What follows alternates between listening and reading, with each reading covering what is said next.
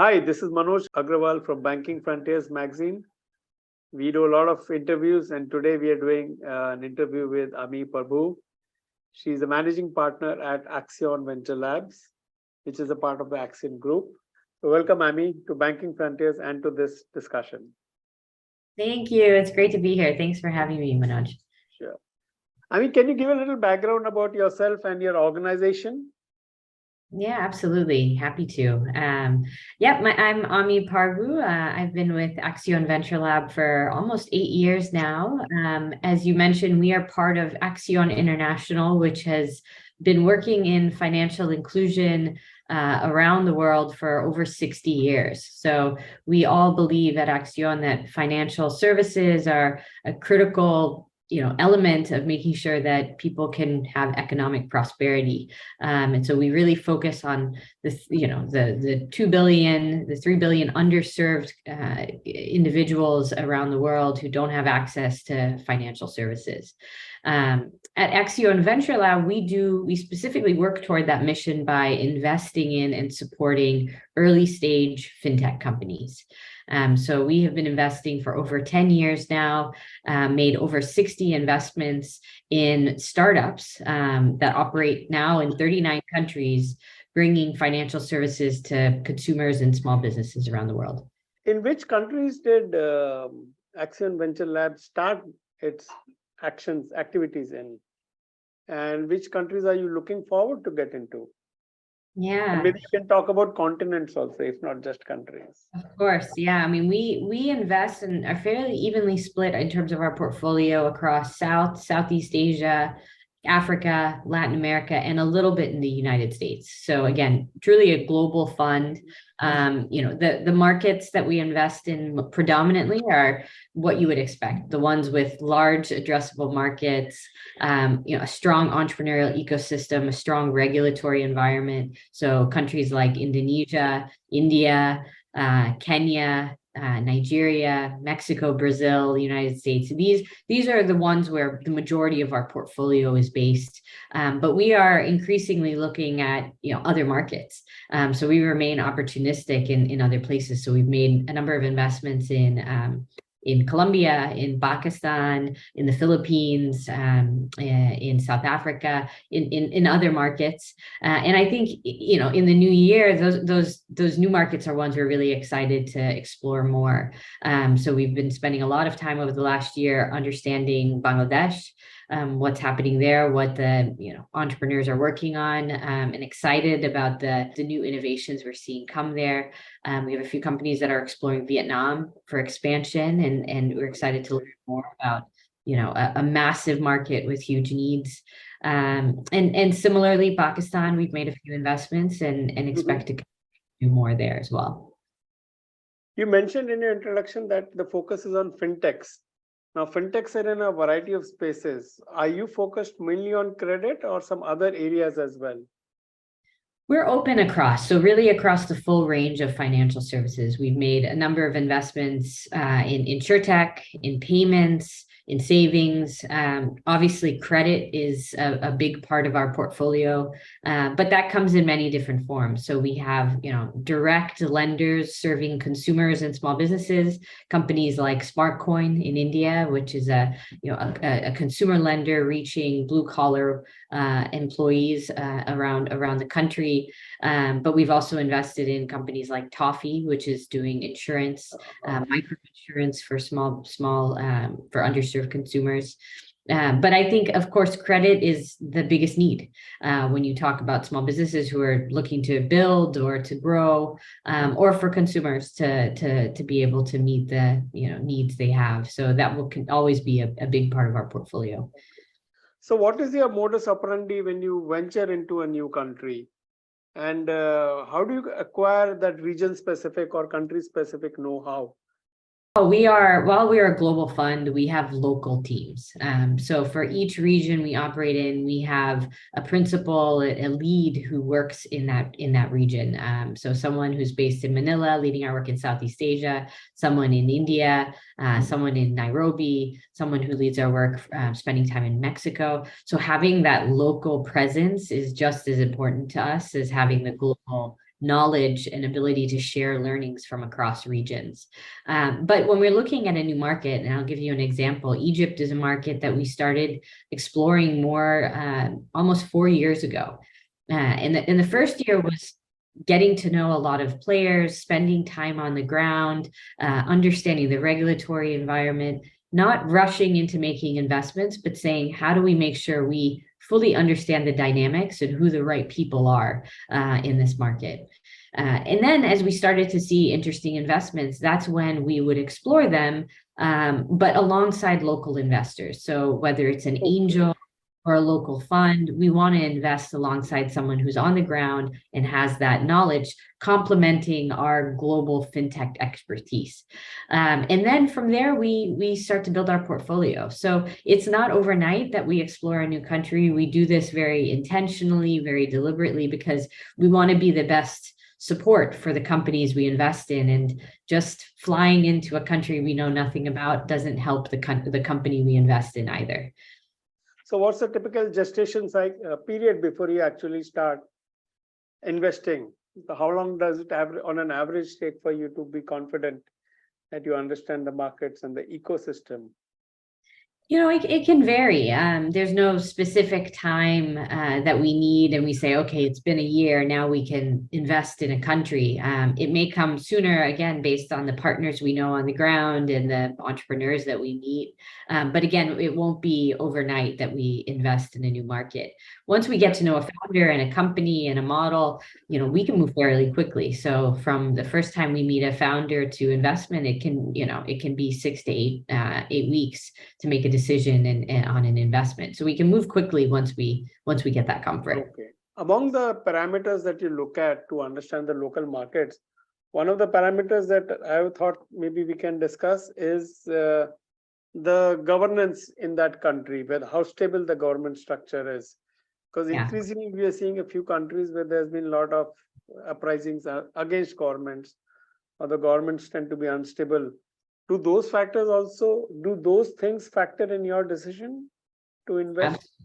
Absolutely. It has to, as fintech investors, fintech is one of the financial services, one of the most regulated spaces. So we have to have comfort around the stability of government, of regulation, of policy there. I mean, we have seen increasingly governments move toward very friendly digital banking, digital finance regulations, and that's a positive in our book.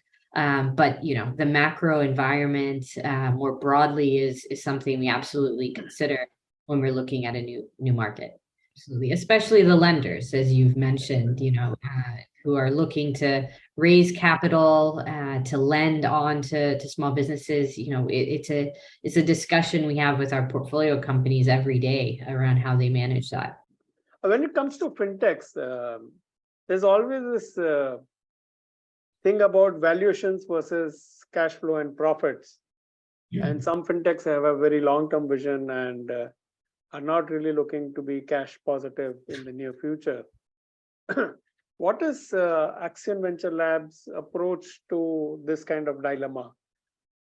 Quick profitability versus some kind of sustained build-up? Yeah, it's a good question. I think something that's on every venture investor's mind these days.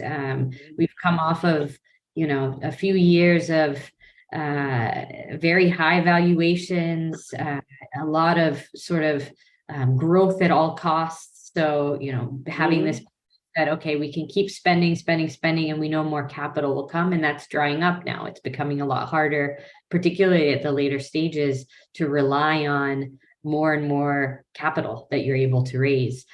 So while no one is expecting in the tech space that you're going to be profitable overnight, having that clear roadmap of how you will get to profitability, how you're emphasizing, your unit economics, positive unit economics, and driving toward that, having clear goals is something we're spending a lot of time on.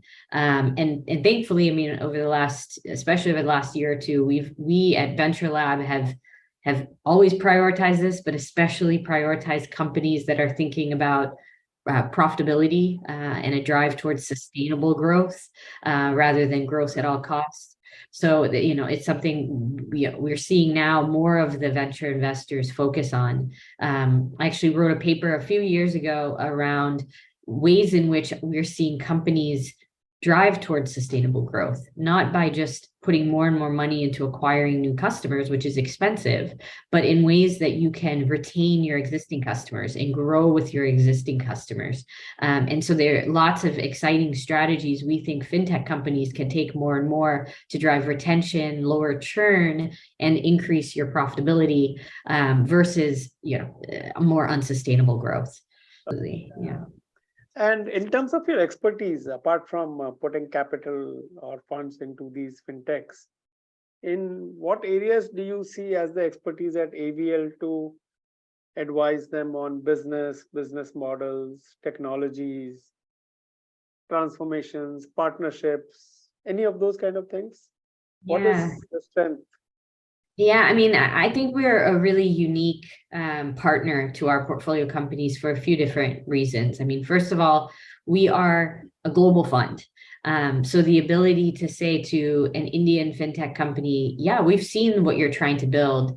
Here's an example in Mexico with clear comps, clear stats. Here's what we've learned of this model from Mexico or Indonesia or South Africa. I think that brings some real value to companies, as they build and grow. We actually just had our CEO forum where we brought 50 CEOs together, and just to see the conversations that were happening between entrepreneurs from all over the world who are saying, wow, I mean, we're dealing with the same challenges. We're trying to figure out the same thing, I think is the real power of our portfolio. But the other piece of it is the sector focus. We know fintech. We understand financial services and technology. We've seen these models. We evaluate, over 600 companies just in fintech every year. So this is the space we know and can bring that, sector expertise. And then the last thing I'd say is our model is unique in that we don't just add the capital and provide capital to companies. We actually have within our team effectively an in-house consulting team that works with our companies post-investment. So all of those global learnings, all of that fintech expertise, we actually provide that support and advice. And our team spends a few weeks on the ground with our companies, helping them on very specific issues that might be dealing with. It might be, a new product that they're developing, or go to market for, a certain customer segment, or pricing. We have, again, the knowledge and the resources to help those companies come to very tactical recommendations on the challenges they're facing.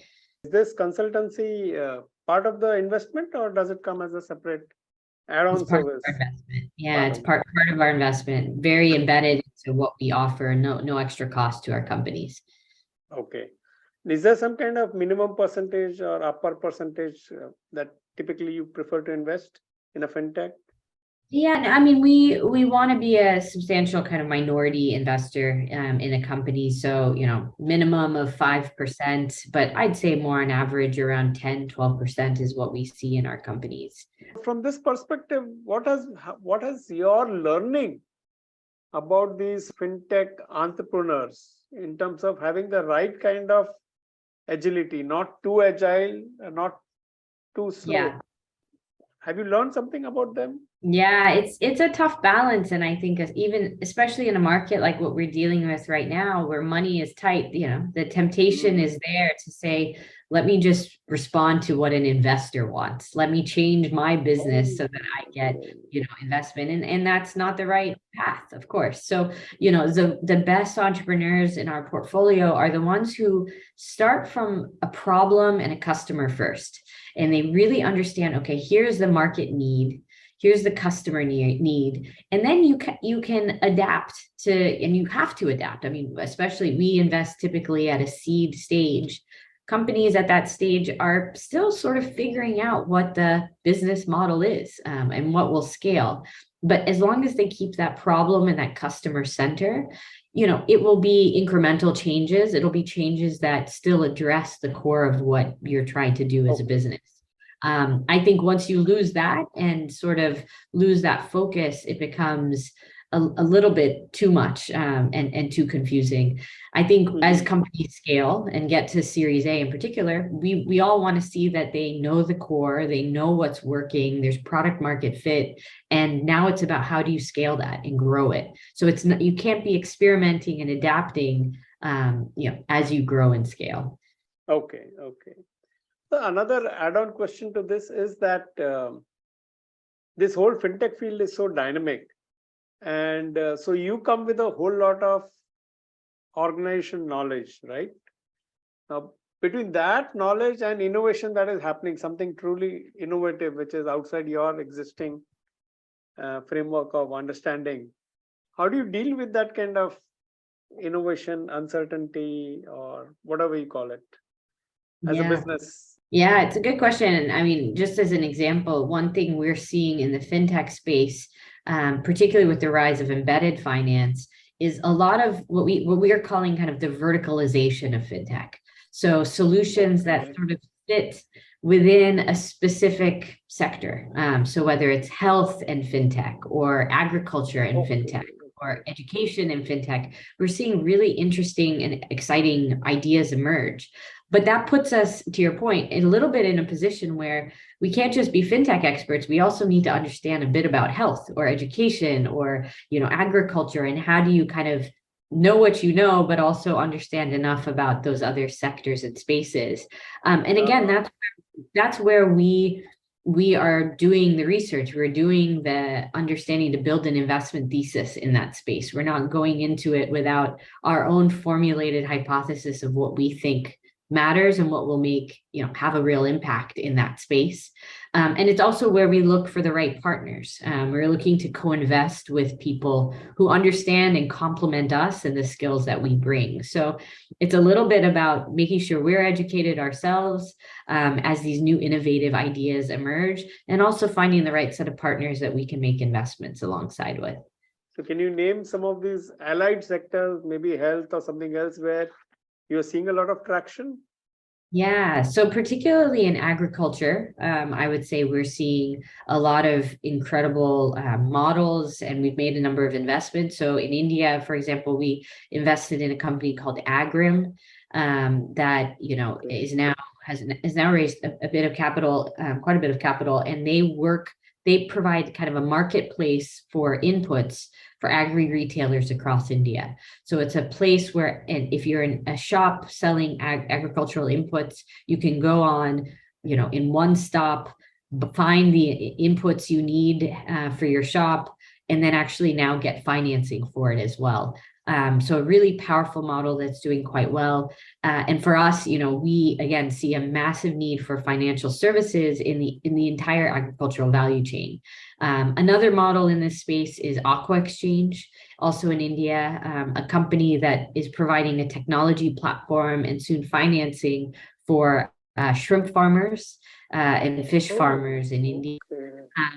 A really powerful model. And again, going back to this verticalization, they've built a technology that gives a lot more clarity around data and provides a way for these farmers to better monitor their farms. And then on top of that, they can provide financing to those farmers. Data. So again, we don't know aquaculture, but we know the financing models that they're working on. And so we can help build off of what we know, and in the process learn a lot more about a field of agriculture we haven't invested in before. So one of the things I read about you is you saying that you first realize your passion about solving real business problems for underserved communities. Can you tell us a little bit about how that happened, and how did you then further drive it? My background has been entirely in sort of financial inclusion and fintech. And it started in the early days in Bangladesh and in India, working in microfinance. And again, seeing that, the way in which we can help people get the financial tools and financial services they need is by figuring out scalable ways to actually reach them. And that's what led me down a path of working in consulting, working at McKinsey, in financial services, working for a number of different fintech companies around the world, in Kenya and India, and finding ways in which you can leverage business, leverage, the lessons of scaling quickly to reach underserved communities. So I think it's been a really powerful journey, again, of seeing the impact we want to have, but reaching that impact through business. Okay, that sounds good. So that's quite the opposite of the earlier way of thinking of throwing money at the problem. I throw $1 billion, maybe I will solve this problem. But you've gone through step by step, through a search, through a discovery, and maybe applied it in practice and seen the results. So that sounds good. Yeah, exactly. I mean, going back to the question around sustainability, I think that applies for this as well. I mean, if we have to keep throwing billions of dollars at problems to try and solve them, one day it's going to be hard to keep up with it. But if we can find sustainable ways of putting capital into entrepreneurs and fintech companies that are solving these problems, ideally also in a way that scales and reaches profitability, I think we're all going to be better off in solving these big challenges. A lot of government organizations and government bodies are trying to attract fintechs, and that's happening all over the world. Is there something that you leverage that phenomenon for driving your organization's footprint or understanding or partnership? Do you work with government organizations in some way? Yeah, you're absolutely right. Many governments have set up, either they've put money into quasi-governmental funding vehicles, or they've set up sandboxes for fintech companies, or they're looking for ways in general to collaborate with investors to understand what's going on in the market. So yes, we've done all of that, whether it's, supporting, mentoring companies that are going through sandboxes and through, accelerators operated by quasi-government entities, or we're just providing our guidance and our feedback on new regulation or on, certain models that we're seeing, innovations we're seeing in the market. We've found, increasingly regulators are more and more proactive, more and more responsive about these things, and looking for ways to encourage innovation in fintech while maintaining the protections and the discipline that's needed to make sure these are responsible financial products. That's great. Thank you so much. Thank you for talking to Banking Frontiers. Thank you. Appreciate it.